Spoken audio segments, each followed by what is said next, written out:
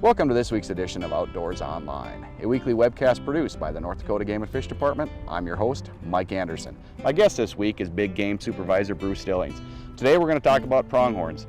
Bruce, a year ago we were dealing with a drought, coming off a severe winter in 2016-17. Last winter was pretty mild. How does that help the pronghorns? Yeah, 2 years ago we were a little disappointed that we had a severe December, and that kind of set things back for recovery last year. This past winter, although it was long, we didn't have that deep snow that can be so much of an impact on pronghorn survival. So they came out of the winter pretty good, but boy, we were really concerned about fawning conditions with the drought from last year. Conditions in April when we did our mule deer survey, it was tough. There was not a lot of residual cover. We got some much needed moisture in the end of April into May. Fawning conditions turned out to be excellent for pronghorn this summer, and it really showed during our counts this summer. You guys just finished your pronghorn aerial surveys, Bruce. What did you find? Yes, we completed our aerial survey from July 1st through the 12th. Numbers were up about 57% from last year. Yeah, really nice increase, put us at about that 9,500 mark, and that's very similar to what we had back in 2003. So numbers have really increased nicely since those severe winters. Okay, last year we had 5 units open. How about this year? This year we're going to be able to add another additional 5 units, so we'll have 10 units open. We're going to have 1,080 licenses available. This is 670 more than last year.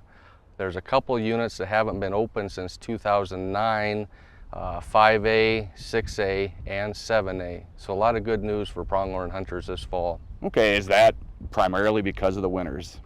It's been a combination of, closed seasons from 2010 through 2012.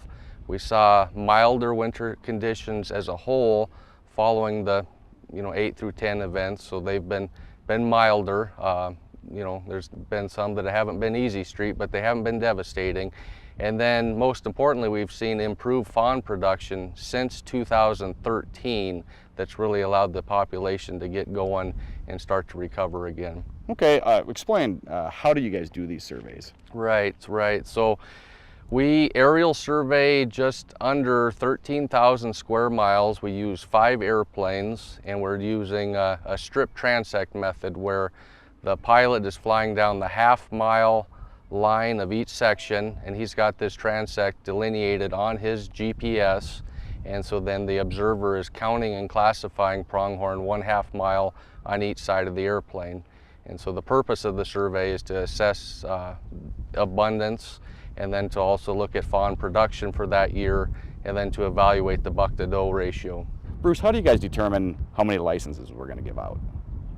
Yeah, we have population objectives established for each of our management regions, and so once animals have reached a level within that population objective, then we'll start to allocate licenses accordingly to keep managing within those objective levels. So for instance, if we're at the lower end of a population objective, we'll issue any licenses, which will allow for some hunting opportunity, but still encourage population growth. So what's it going to take to keep the pronghorn numbers going in the right direction? Right. So it's always that winter that we talk about each year. We're moving up into numbers that could really start to increase again. So again, we need another relatively mild to normal winter.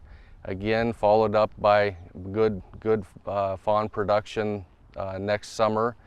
And if those events were to come into place, it would be a reality. We could have more open units next year, potential that we could even see doe licenses down in the extreme southwest. So we're right on the cusp of more good things to come. It's just, as always, we're dependent on that winter weather conditions living on the northern Great Plains. Sure, so if we have mild winter, not a lot of snow, some rain, as you can see behind us, we have some vegetation, that certainly helps pronghorn numbers. Absolutely. And certainly one of the highlights that we noticed this year were all the yearlings that we counted, both males and females, and that really, we had record fawn production last year, And then obviously we had great overwinter fawn survival that was observed during our survey this year with all the yearling males and females in the population. A lot of good information, Bruce. Thank you. If you plan to apply for a pronghorn license this year, you can apply online at the Game and Fish Department's website at gf.nd.gov or by calling 800-406-6409. Paper applications are not available. The deadline for submitting pronghorn applications is Wednesday, August 8th. For Big Game Supervisor Bruce Stillings and the rest of the staff here at the Game and Fish Department, thanks for joining us for this week's Outdoors Online. We'll see you again next week.